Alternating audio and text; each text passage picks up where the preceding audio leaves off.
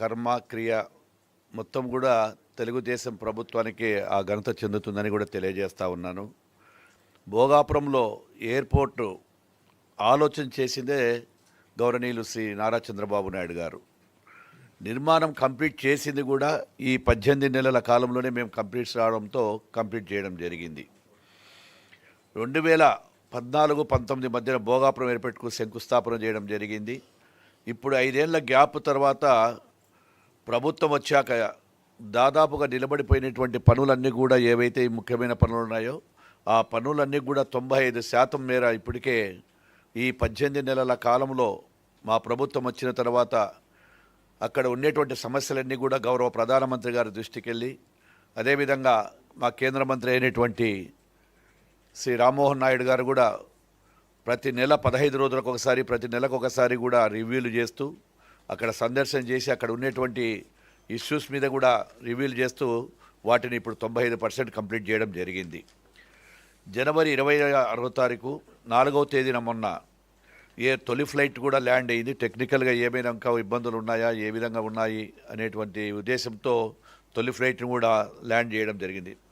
ఆలోచనలు మొదలు అనుమతుల వరకు కూడా ప్రతి కార్యక్రమంలో కూడా తెలుగుదేశం ప్రభుత్వం తీసుకొని అనేకమైనటువంటి ఏవైతే ఉన్నాయో అనుమతులు కానీ ఇంకా అక్కడ ఉన్నటువంటి సమస్యల మీద కూడా గౌరవ ముఖ్యమంత్రి గారు ఢిల్లీకి వెళ్ళినప్పుడంతా కూడా అవసరమైనటువంటి సంబంధిత శాఖలకు తీసుకెళ్ళి వాళ్ళు చెప్తా ఉన్నారు. ఈరోజు వాళ్ళు చెప్తా ఉన్నారు వైఎస్ఆర్ పార్టీ నాయకులు మేము చేశామని. అవి ఎంతవరకు నిజాములో ఒక అపరిచితుడు మాట్లాడితే ఏ విధంగా ఉంటుంది, అసత్యాలను అబద్ధాలను అసత్యాలుగా మాట్లాడితే ఏ విధంగా మాట్లాడతారో జగన్మోహన్ రెడ్డి గారు వాళ్ళే సొంతంగా మాట్లాడిన మాటలు, నాటి ముఖ్యమంత్రి జగన్మోహన్ రెడ్డి మాట్లాడిన మాటలు వాళ్ళకు ఒక్కసారి వీడియో రూపంలో మీకు చూపిస్తాం. ఒకసారి ఆన్ చేయండి మా.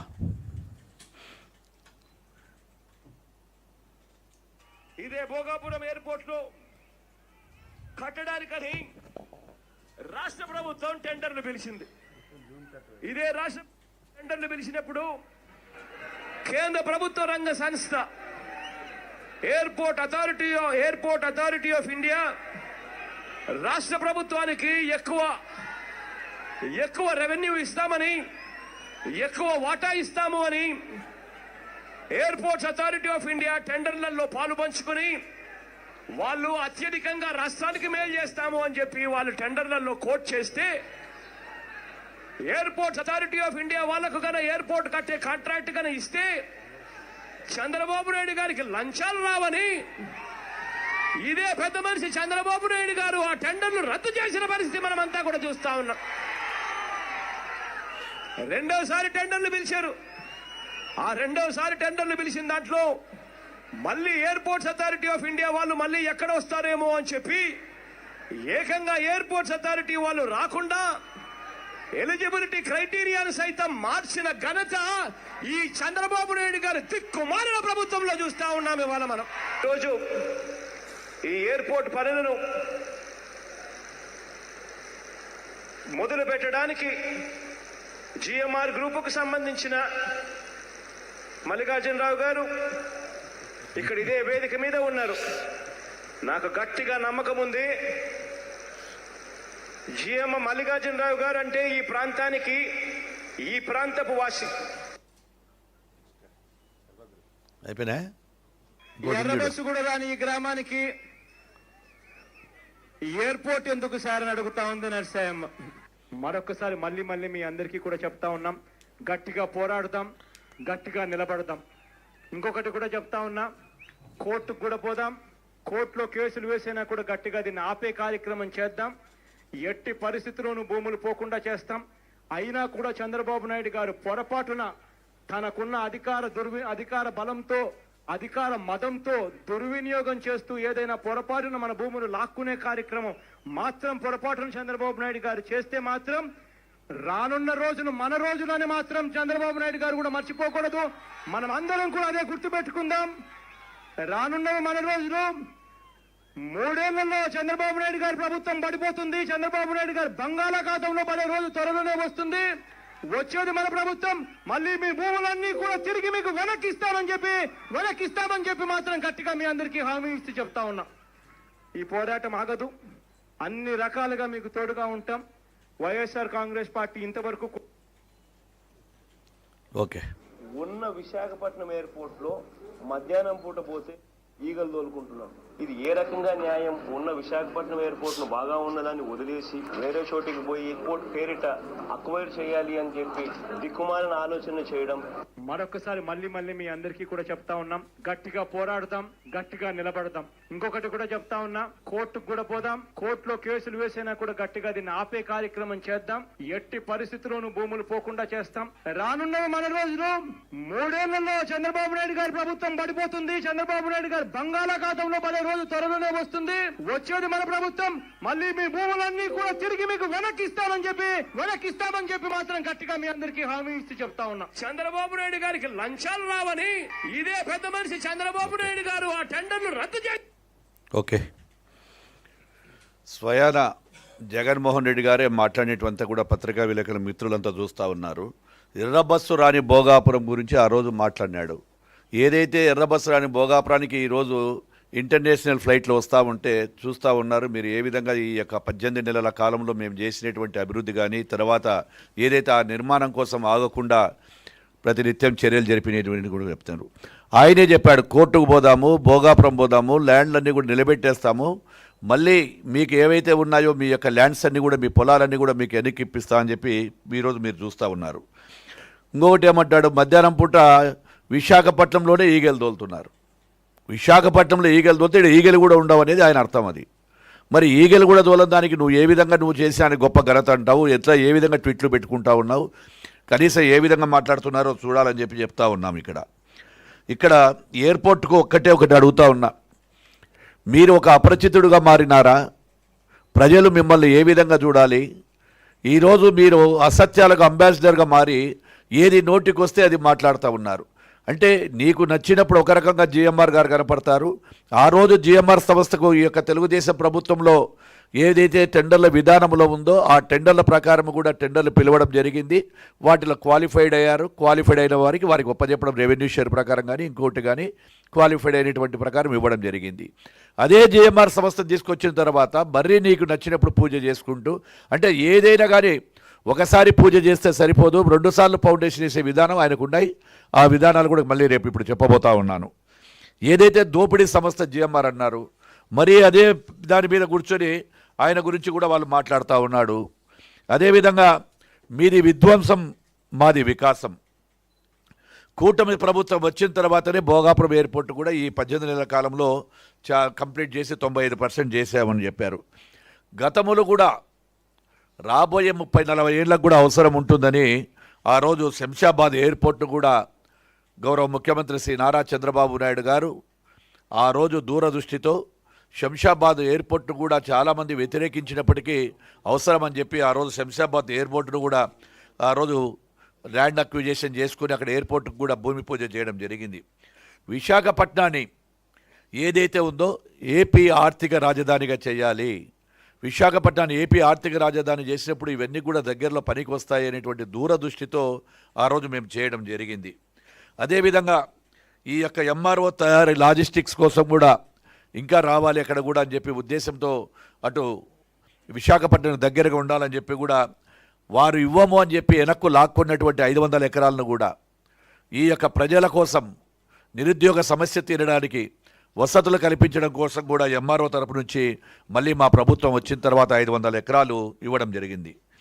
అదేవిధంగా ఈ 18 నెలల కాలంలో సిఐఎస్ఎఫ్ కానీ ఇమ్మిగ్రేషన్ కానీ వీటన్నిటిని కూడా కంప్లీట్ చేసి ఏవైతే ఉన్నాయో అవన్నీ కూడా కంప్లీట్ చేయడం జరిగిందని చెప్పి తెలియజేస్తూ ఉన్నాను.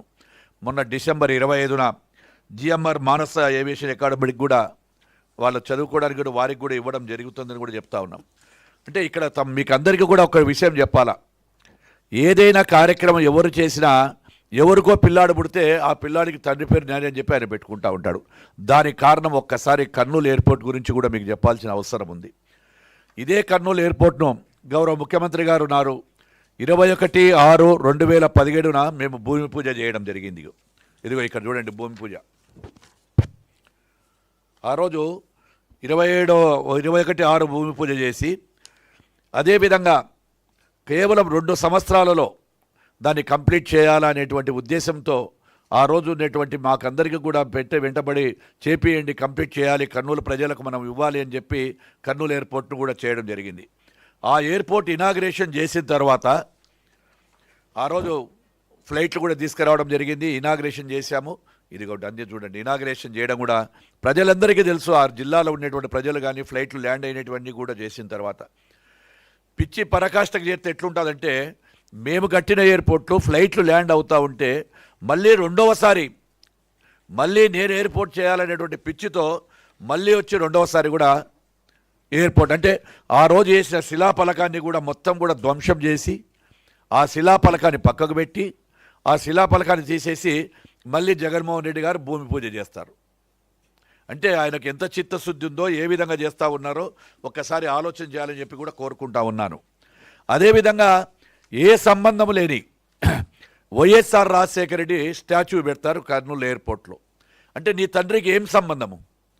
నీ తండ్రికి ఏం సంబంధం? ఓరొకళ్ళు నాడు అభివృద్ధి చేసింది, పొలం ఇప్పించింది, ల్యాండ్ ఇచ్చింది, ఎయిర్పోర్టుకు పునాదులు వేసింది శ్రీ నారా చంద్రబాబు నాయుడు గారు. అంటే నువ్వు ఒక అబద్ధాలు ఎన్నైనా చేయగలుగుతావని చెప్పుకోవడానికి ఇవన్నీ కూడా మీరు తీసుకొని వస్తూ ఉన్నారు ఈరోజు. అదేవిధంగా మీరంతా కూడా ఎన్నో విషయాలలో ఆ రోజు వెలుగొండ ప్రాజెక్టు కూడా ఏం చెప్పారు? జాతికి అంకితం. అరే ఆడ నీళ్ళే లేవు, జాతికి లేదు, జాతికి అంకితం చేస్తున్నా అని చెప్పి పేపర్లలో కరపత్రికలు ఎట్లా కావాలంటే అట్లా వాళ్ళకు వచ్చినట్లు చేసుకుంటా ఉన్నారు.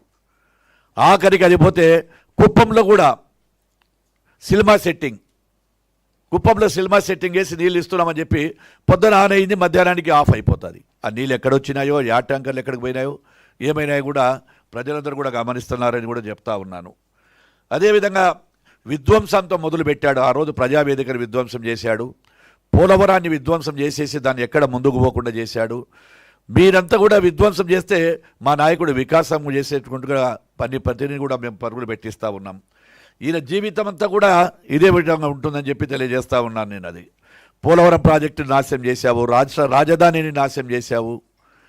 క్రెడిట్ చోరీ అని చెప్పడానికి అంబాసిడర్ ఎవరు కావాలంటే జగన్మోహన్ రెడ్డి, జగన్ రెడ్డే. క్రెడిట్ చోరీ కావాలంటే ఆయనకే ఇవ్వచ్చు, దానికి అంబాసిడర్ కూడా పెట్టొచ్చని కూడా తెలియజేస్తూ ఉన్నాను. ఏది ఏమైనా మా యొక్క ప్రభుత్వం చిత్తశుద్ధితో ఉంది. ఈ రాజధానిని కానీ రాష్ట్రాన్ని కానీ అటు వైజాగ్ను కానీ 3 ప్రాంతాలను 3 సమృద్ధిగా అభివృద్ధి చేయాలనేటువంటి లక్ష్యంతో మా యొక్క కూటమి ప్రభుత్వం పనిచేస్తూ ఉంది. నువ్వు ఎన్ని ఫోటోలు పెట్టి ఎన్ని మాఫింగ్ చేసినా మిమ్మల్ని నమ్మే పరిస్థితి లేడు. నిన్ను ఒక అపరిచితుడిగా చూశారు కాబట్టే ప్రజలందరూ కూడా మీ యొక్క 11 సీట్లకు పరిమితం అయింది. 151 సీట్ల నుంచి 5 సీట్లకు వచ్చిన తర్వాత ఏమైనా మారుతాడేమో అనుకుంటే నిత్యం అబద్ధాలే, అసత్యాలే. ఉదయం లేచినప్పటి నుంచి కూడా అసత్యాలు చెప్పడము, అసత్యాలకు అంబాసిడర్గా పేరు తెచ్చుకున్నాడు తప్ప జగన్ రెడ్డితో కేవలం ఏదో ఊర్ల మీద పడి కేకలు వేయించుకుంటూ జనాలను తోలి రప్ప అనుకుంటూ మేము అది చేస్తామంటే కూడా ప్రజలు నమ్మే పరిస్థితులు లేరు. ఈరోజు బ్రహ్మాండంగా కూడా మేము అటు సంక్షేమం ఇటు అభివృద్ధి కూడా సమానంగా చేస్తూ ఉన్నాం. ఇంకా టెక్నికల్గా సంబంధించినటువంటి విషయాలన్నీ కూడా మా సెక్రటరీ గారు మీకు తెలియజేస్తారని చెప్పి కోరుకుంటా ఉన్నాను.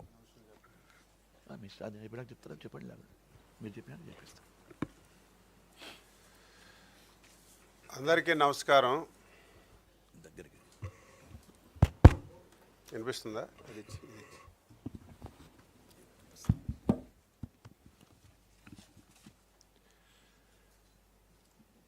ఉత్తరాంధ్ర జిల్లా శ్రీకాకుళం, విజయనగరం, విశాఖపట్నం ఎవరు మాట్లాడినా సరే వెనకబడినటువంటి జిల్లాలుగా, వెనకబడినటువంటి ప్రాంతంగా మాట్లాడతాం. ఆ ప్రాంతంలో అన్ని వనరులు ఉన్నాయి, కష్టపడినటువంటి ప్రజలు ఉన్నారు. మన ప్రభుత్వాలు సరైనటువంటి నిర్ణయాలు తీసుకొని ఆ ప్రాంతంలో అవకాశాలు ఇస్తే నాకు తెలిసి దేశంలోనే అటువంటి ప్రాంతం లేదనేది నా అభిప్రాయం. 1982లో తెలుగుదేశం పార్టీ ఏర్పడిన తర్వాత ఉత్తరాంధ్ర ప్రాంతానికి ఒక గౌరవం, గుర్తింపు వచ్చిన విషయం కూడా ఆ ప్రాంత వాసిగా నేను గర్వంగా చెప్పదలిచాను. తెలుగుదేశం పార్టీ రాకముందు ఆ ప్రాంతానికి మినిమం ఇన్ఫ్రాస్ట్రక్చర్ కూడా ఉండేది కాదు.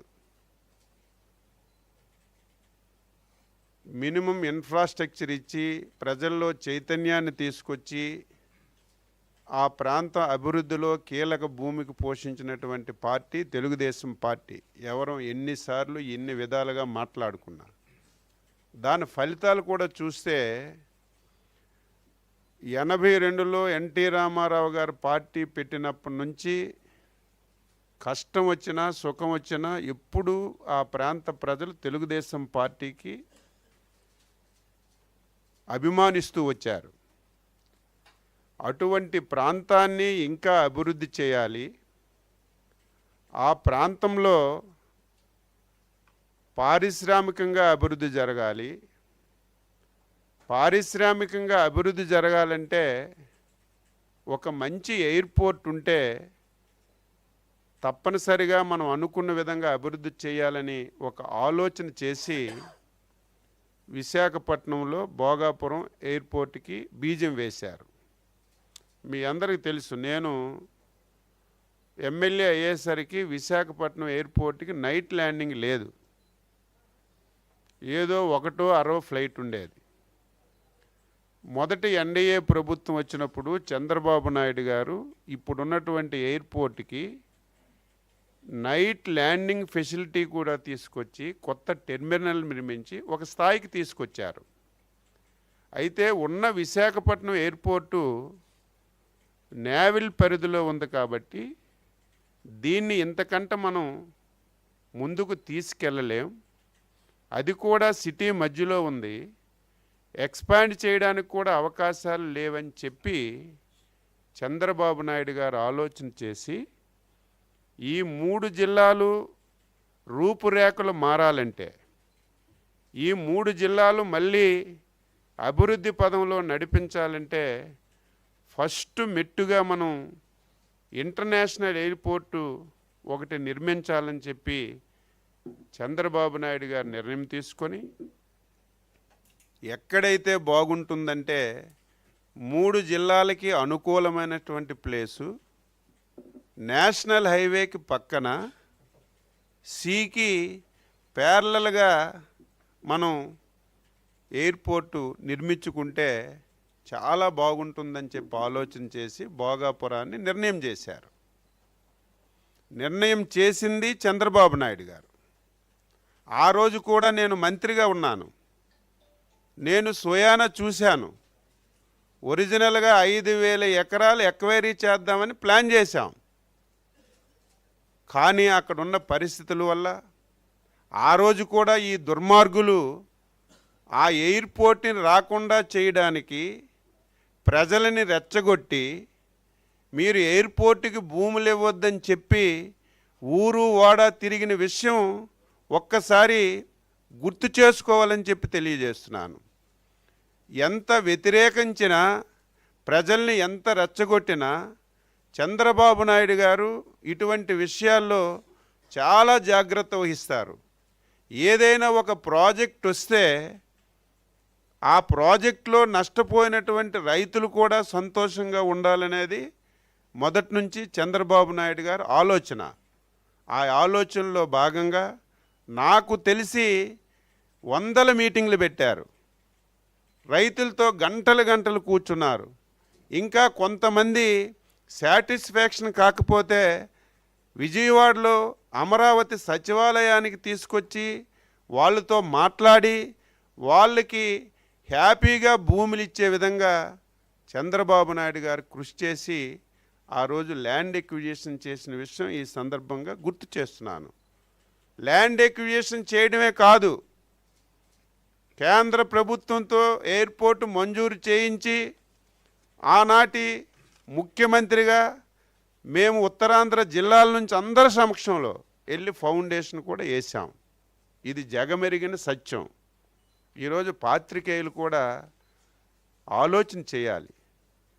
దుర్మార్గంగా మాట్లాడుతుంటే అది మీరు పాత్రికేయులు రాస్తున్నారు, టీవీల్లో చూపిస్తున్నారు, ఎదురు క్వశ్చన్లు వేయాలి.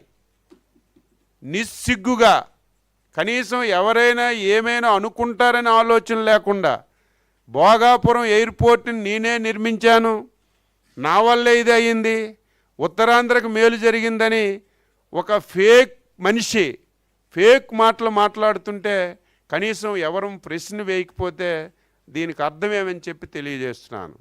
ఇప్పుడే మా సోదరులు జనార్దన్ రెడ్డి గారు చూపించారు. ఆ రోజు భోగాపురం ఎయిర్పోర్ట్ రాకుండా చేయాలని బహిరంగ సభ పెట్టి రైతులకి రెచ్చగొట్టి భోగాపురానికి ఎయిర్పోర్ట్ అవసరం లేదు, ఇక్కడికి ఎర్రబొస్సే రాదు, అటువంటిది ఎయిర్పోర్ట్ ఎందుకు, విశాఖపట్నంలోనే ఎయిర్పోర్ట్లో ఏగలు అదురుకుంటున్నారు, ఇక్కడ ఇంత ఎయిర్పోర్ట్ కడితే ఎవరికి ఉపయోగం, అది కూడా జిఎంఆర్ గారికి ఇచ్చి జిఎంఆర్ గారితో దోపిడీ చేయాలని ఒక ప్రణాళికబద్ధంగా ఈ ఎయిర్పోర్ట్ నిర్మిస్తున్నారని నీ కంపునోరే మాట్లాడింది, నీ చెత్తనోరే మాట్లాడింది.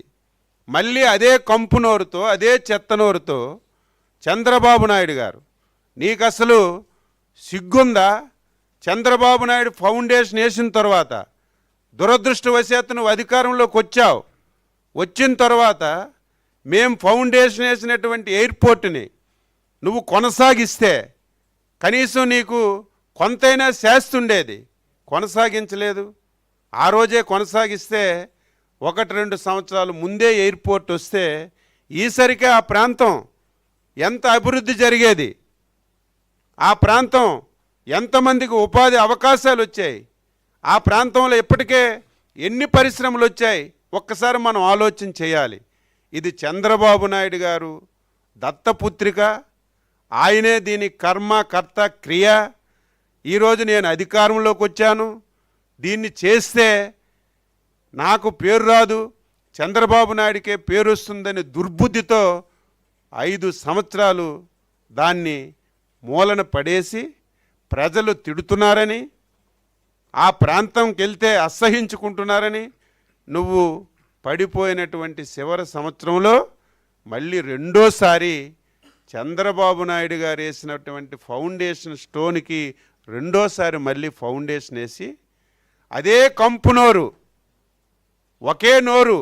కనీసం రాజకీయ నాయకులు కొన్ని తప్పులు మాట్లాడతారు, కొన్ని అవాస్తవాలు మాట్లాడతారు, ఇంత నిస్సగ్గుగా నీ నోటితోనే జిఎంఆర్ గారికి పెట్టుకున్నారు, జిఎంఆర్ గారికి పెట్టుకొని దోపిడీ చేయాలని ప్రయత్నం చేస్తున్నారని మాట్లాడినటువంటి నీ నోరు అధికారం వచ్చిన తర్వాత జిఎంఆర్ గారు మంచోళ్ళు, ఈ ప్రాంతం వాసి చాలా చక్కగా చేస్తాడని నిస్సిగ్గుగా మాట్లాడుతుంటే ఈరోజు ఆశ్చర్యం పడుతున్నాం. అటువంటి ఎయిర్పోర్ట్ని మళ్ళీ అధికారంలోకి వచ్చిన తర్వాత చంద్రబాబు నాయుడు గారు మొదటి 2 మాసాల్లో అక్కడికి వెళ్ళి అదృష్టవశాత్తు చంద్రబాబు నాయుడు గారు ఆశీస్సులతో ఆ ప్రాంతంలో ఉన్నటువంటి రామ్మోహన్ నాయుడు కేంద్ర మంత్రి కావడం, అందులో విమానాశ్రయాల శాఖ రామ్మోహన్ నాయుడికి రావడం, స్పష్టంగా ఆదేశాలు ఇచ్చారు. రామ్మోహన్ నాయుడు గారు 10 రోజులకి 15 రోజులకి రివ్యూ చేయి, ఎటువంటి ఇబ్బందులున్నా ఇబ్బందులన్నీ పరిష్కరించి ఎట్టి పరిస్థితిలో ఇచ్చిన టార్గెట్ కంటే 6 మాసాల ముందే భోగాపురం ఎయిర్పోర్ట్ పూర్తయి ప్రజలకు అంకితం చేయాలని స్పష్టమైన ఆదేశాలు ఇస్తే ఆ ఆదేశాలు పాటించి రివ్యూలు చేసి 6 మాసాల ముందే ఎయిర్పోర్ట్ పూర్తి చేయాలని నిర్ణయించుకొని 95% పూర్తి చేసి నిన్న ఫస్ట్ ఫ్లైటు ట్రయల్ రన్కి వచ్చిన తర్వాత మళ్ళీ దుర్మార్గులు బయటకు వచ్చి సోషల్ మీడియాలో నిన్నటి నుంచి మాట్లాడుతుంటే కనీసం ఆయనకి సిగ్గు లేకపోయినా అక్కడ బొత్స మాట్లాడుతుండే ఎయిర్పోర్ట్ మేము తెచ్చామని. ఆ ప్రాంతంలో ఉన్నటువంటి చాలామంది ఎక్స్ మినిస్టర్స్ మాట్లాడుతున్నారు. మీకు సిగ్గుందా? ఆ వీడియో చూడండి.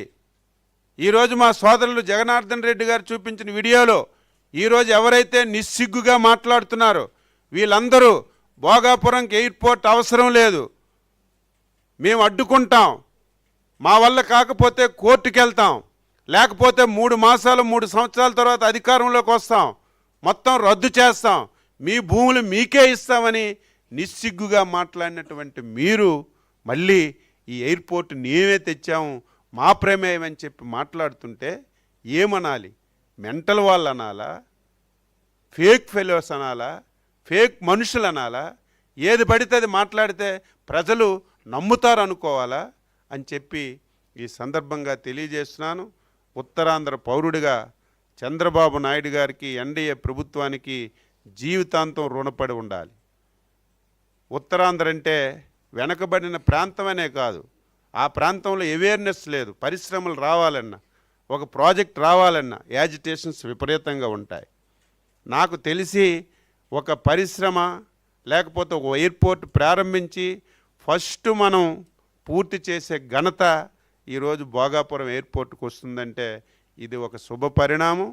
మీరు ఎన్ని అవాకులు మాట్లాడినా, ఎన్ని అవాస్తవాలు మాట్లాడినా ప్రజలు తెలివైన వాళ్ళు.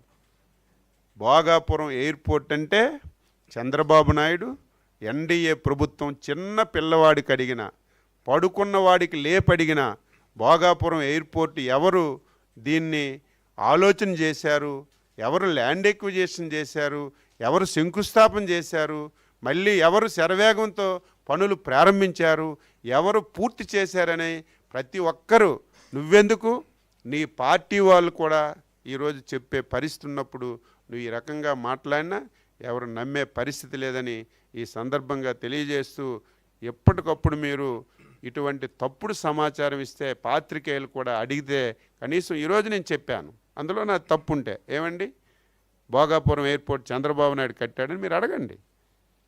కట్టకపోతే మేము కట్టాం కాబట్టే, మేము దానికి స్టార్ట్ చేశాం కాబట్టే ఈరోజు ధైర్యంగా చెప్పగలుగుతున్నామని చెప్పి తెలియజేస్తున్నాను.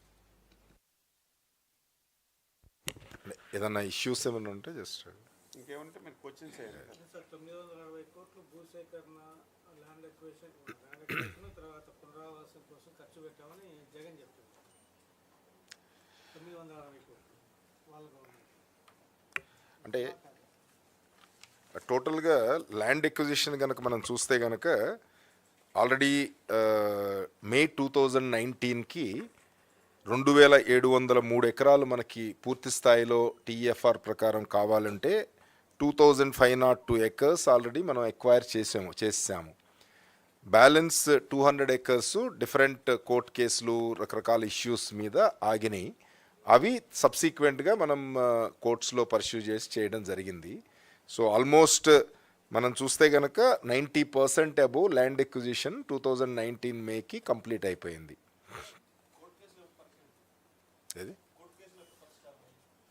అంటే ఇంకా ఉన్నాయి, జరుగుతున్నాయి కొన్ని. అంటే 200 ఎకర్స్ కదా, ఆ 200 ఎకర్స్లో కొంత ల్యాండ్ ఆల్రెడీ మనం తీసుకున్నాము. బ్యాలెన్స్ ఇంకా కోర్టు కేసులు ఇంకా ఉన్నాయి, అవి ఇంకా పర్స్యూ చేస్తున్నాము. అంటే ఇవేంటంటే ఇప్పుడు మనం ఏదైతే 500 ఎకర్స్కి ఇచ్చామో ఆ 500 ఎకర్స్కి అప్రోచ్ రోడ్ ఒకటి ఇంకా కోర్టు కేసులో ఉంది. అలాగే కోర్టు కేసులో ఎడిషనల్ కాంపన్సేషన్కి అడిగిన ఎల్ఏఆర్ఆర్ ట్రిబ్యునల్లో పెట్టిన కొన్ని కేసులు ఇంకా పెండింగ్ ఉన్నాయి.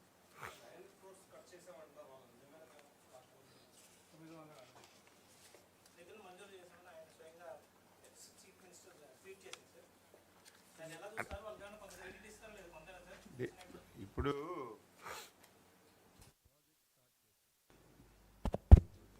ల్యాండ్ ఎక్విజిషన్ 2700 ఎకరాలు అయితే 2019కి 2500 ఎకరాలు ఎటువంటి ప్రాబ్లమ్స్ లేకుండా కంప్లీట్ చేశాం. కొంతమందికి డబ్బులు వెళ్ళొచ్చు, కొంతమందికి డబ్బులు వెళ్ళకపోవచ్చు. కంటిన్యూషన్ గవర్నమెంట్ అంటే కంటిన్యూషన్. తర్వాత వచ్చిన గవర్నమెంట్ ఓకే, కొంతమందికి నిధులు పడకపోతే పడుతుంది, అది రొటీన్ ప్రోగ్రామ్. అది దాన్ని మీకు తెలియదా, నాకు తెలియదా? ఈరోజు గవర్నమెంట్ మేముంటే కంటిన్యూ చేసేవాళ్ళం. ఒక 10 మందికి 20 మందికి డబ్బులు పడలేదు, లేకపోతే 100 కోట్లు అవసరం ఉంది, తర్వాత వచ్చిన గవర్నమెంట్ కంటిన్యూ చేయాలి. అది 900 కోట్లు కట్టామని చెప్పిన నోరు ఎందుకు 3-4 సంవత్సరాలు ఆపేసింది పోర్ట్? నా ప్రశ్నకి సమాధానం చెప్పమను. క్లియరెన్సులు అన్నీ వచ్చాయి, అన్ని క్లియరెన్సులు ఉన్నాయి. కేవలం చంద్రబాబు నాయుడు గారికి పేరు వస్తుందని, ఇది ఆయనే కర్మ కర్త క్రియ ఆయనే. నేను ఎంత పొరిలినా సరే, ఎంత దీని మీద గొగ్గోలు పెట్టినా సరే ఈ పేరు తెలుగుదేశానికి చంద్రబాబు నాయుడుకి వస్తుందని చెప్పి 4 సంవత్సరాలు మొద్దు నిద్రపోయి ఉత్తరాంధ్ర ప్రజలు భోగాపురం ఎయిర్పోర్ట్ ఆఫీసర్ని అందరూ అవాకులు చవాకులు పెడితే చివరి నిమిషంలో నువ్వు మళ్ళీ ఏ నోటుతోనైతే తిట్టావో, ఏ వ్యక్తికైతే నువ్వు తిట్టావో, కేవలం చంద్రబాబు నాయుడు గారు అవినీతి గురించే జిఎంఆర్ గారికి ఇచ్చారని చెప్పి మాట్లాడినటువంటి నువ్వు అదే నోటుతో కనీసం సిగ్గైనా ఉండాలి కదా. ఓపెన్గా సూపర్ జిఎంఆర్, ఈ ప్రాంతం వాసే, బ్రహ్మాండమైన వ్యక్తి, ఈయన హయాంలో పనులన్నీ అయిపోతాయని నువ్వే మాట్లాడుతుంటే దానికి ఆన్సర్ ఏమొస్తుంది? జిఎంఆర్ మాట్లాడవచ్చు, వ్యాపారస్తుడు, బిజినెస్ మెన్, ఆయన మాట్లాడవచ్చు, రాజకీయ నాయకుడు, అందులో సాక్షాత్తు ఒక రాష్ట్రానికి ముఖ్యమంత్రిగా ఉన్న వ్యక్తి అవాస్తవాలు మాట్లాడితేలాగా. ఇప్పుడు మాట్లాడింది మేమేంటి ఏఐలో క్రియేట్ చేసాం, ఆయన ఓన్ స్పీచా? నువ్వు రాలేదప్పటికి వేసాం కదా. బాగా తమ్ముడు మీరు వచ్చింటే చూసింటే అన్ని కుశలంగా బాగా చెప్తాను. ఇప్పుడు వద్దన్నాడు ఆ రోజు, అందరికి కూడా ఈగలు వాళ్తాయన్నాడు, ఏది వర్కౌట్ కాదన్నాడు, విశాఖపట్నంలో ఎందుకు కడుతున్నారని చెప్పి అన్ని విషయాలు కూడా పత్రికా విలేకరులకు తెలుసు, మీకు కూడా తెలుసు. ఇక్కడ ఎవడైనా ప్రాసెస్ చేసిన తర్వాత దాన్ని కంటిన్యూ చేయాల్సిన బాధ్యత అది మీరు చేశారా మేము చేశారు. మేము అంటున్నది ఏంటి, ఆ రోజు 2000 చిల్లర ఎకరాల వరకు మేము తీసుకొచ్చాము, పూజ చేశాము, ఫౌండేషన్ వేసాము, ఆల్మోస్ట్ అంతా కూడా వర్క్ అయిపోయిన తర్వాత మీరు అగ్రిమెంట్ డేట్కి 2.5 సంవత్సరం లేట్ అయిపోయి మళ్ళీ 36 నెలలు ఉంటే ఎందుకు ఆ రోజు చిత్తశుద్ధి ఉంటే కాలేదు. ఈరోజు మా కూటమి ప్రభుత్వానికి ఉత్తరాంధ్ర అట్లా ఈ యొక్క చిత్తశుద్ధి ఉంది కాబట్టి ఈ 18 నెలల కాలంలో కంప్లీట్ చేయగలిగినామని చెప్తున్నాం. మేము కంప్లీట్ చేయగలిగినాము, మీరు పెట్టలేదు, మీరు ఏం చేయలేము చెప్పినారనే కదా. మీ మాదిరిగా మేము చేసిన ప్లేట్లు వేసుకొని కర్నూలు ఎయిర్పోర్ట్ కట్టి ల్యాండ్ అయినాక ఆ ప్లేట్లు తొలగించి మళ్ళీ తండ్రి విగ్రహాలు పెట్టుకోలే కదా. ఇది టోటల్గా మీరు అడిగిన దానికి యాక్చువల్గా 2019 మే వరకు సుమారు 670 కోట్లు మనం ఖర్చు పెట్టి 2500 ఎకరాలు మనం తీసుకోవడం జరిగింది. దాని తర్వాత 2019 నుంచి 24 మధ్యలో సుమారు 249 కోట్లు ఖర్చు అయినాయి. అంటే ఒక 177 కోట్లు ల్యాండ్ ఎక్విజిషన్కి, ఒక 77 కోట్లు రీహాబిలిటేషన్ R&R వర్క్స్కి 249 కోట్లు ఖర్చు అయినాయి. నేను చెప్పింది అదే కదా, కంటిన్యూషన్లో 100 కోట్లు పెట్టాలి కదా. గవర్నమెంట్ అనేది వాళ్ళ ఇంట్లో ఉంది కాదు కదా, కంటిన్యూషన్ కదా గవర్నమెంట్ అనేది. అదే కంప్లీట్ అయితే నువ్వు ఉత్తరాంధ్రలో పనిచేసావు కదా, 3.5 సంవత్సరాల ముందు ఎయిర్పోర్ట్ కంప్లీట్ అయితే ఆ ప్రాంతం ఈసరికి ఏ విధంగా ఉండేది?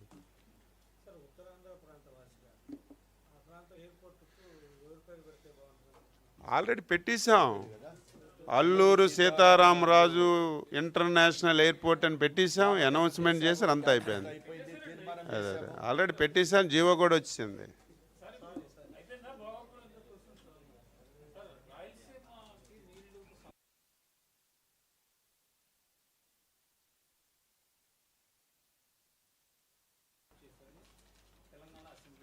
నువ్వు ఇప్పుడు కొత్తగా వచ్చావా విలేకరుగా? నువ్వు కొత్తగా విలేకరికి వచ్చావు. రాజకీయంగా నేను స్వార్థం గురించి నేను ఏదైనా మాట్లాడచ్చు. మీరందరూ ఇక్కడ ఉన్నవాళ్ళే కదా. ఆ రోజు నేను సెక్రటరియట్కి రాలేదు, కానీ అప్పుడు గవర్నమెంట్ ఆఫ్ వైసీపీ ఉన్నప్పుడు మీరందరూ ఇక్కడ ఉన్నవాళ్ళు కదా. ఎప్పుడు ఆగిపోయింది Rayalaseema lift irrigation? SGT permissions లేవని చెప్పేసి ఆ రోజు స్టే చేసి ఆగిపోయింది కదా. అది అందరికీ తెలుసు కదా. ఎవరి మాట ఆయనకెళ్ళి అడుగు. అది కాదు నేను అనేది, ఆయనకెళ్ళి మీరు అడగండి, వాస్తవం చెప్పండి అంటున్నాను. నేను అవన్నీ మాకు అవసరం లేదండి. ఎవరి స్వార్థం గురించి వాళ్ళు మాట్లాడుకుంటారు, దాన్ని కాదు మేము అనేది. మీరు ఇక్కడ ఉన్నవాళ్ళే, ఈ రాష్ట్రంలో ఉన్నవాళ్ళు, ఈ సచివాలయంలో ఎన్నో పాత్రికేయులు మీటింగ్లు పెట్టారు. నువ్వు చెప్పు ఒక్కసారి, ఎవరైనా సరే ఇక్కడ సాక్షి వాళ్ళు ఉంటే సాక్షి వాళ్ళు చెప్పమనండి. ఎప్పుడు రాయలసీమ లిఫ్ట్ ఇరిగేషన్ ఎప్పుడు ఆగిపోయింది చెప్పండి? 2024 తెలుగుదేశం ఎన్డీఏ ప్రభుత్వంతో ఆగిందా? ఒక్కళ్ళు చెప్పండి. ఈ మధ్య మీరు వచ్చిన తర్వాత ఆగిపోయిందంటే దానికి ఒక అర్థం పర్థం ఉంది. చంద్రబాబు నాయుడు గారు ఏదంటే రేవంత్ రెడ్డి గారు ఏదో మాట్లాడుకొని ఆపారని. ఆగిందే 2020 అయితే ఇప్పుడు ఆపడం ఏంటి? ఆయన మాట్లాడేది దానికి ఆన్సర్ ఏంటి? మన దగ్గర ఎందుకు ఆన్సర్ ఉంటుంది? వాస్తవాలు మనం నా స్వార్థం గురించి, నా రాజకీయ స్వార్థం గురించి, నా వ్యక్తిగత స్వార్థం, నా ప్రలోభం నేను మాట్లాడినా సరే వాస్తవాలు దాయలేం కదా. ఎవరైనా వాస్తవాలు దాయగలమా? నువ్వు చెప్పు. మీరెంత గట్టిగా మాట్లాడుతున్నారు అచ్చెన్నాయుడు గారు, ఇది 2024లో ఎన్డీఏ ప్రభుత్వం వచ్చిన తర్వాత ఆగిపోయిందని ఒక ప్రూఫ్ చూపించు. ఇప్పుడు ఆగిన దాని స్టార్ట్ చేస్తారా అప్పుడు కూడా చెప్పాం. చేసింది తక్కువ, ప్రచారం ఎక్కువ. ఏమి పెర్మిషన్స్ లేకుండా నేనేదో రాయలసీమ వాసిని, మొత్తం నీరంతా రోజు తీసుకెళ్ళిపోతాను, నేను ఏదో మంచి లిఫ్ట్ ఇరిగేషన్ అడావుడి చేస్తే ఆ రోజు ఉన్నటువంటి ప్రభుత్వాలు ఎన్జీటీకి వెళ్ళి స్టే వచ్చింది. అది వాస్తవం. రిపోర్ట్ కూడా మీకు ఇచ్చాం అందరికీ.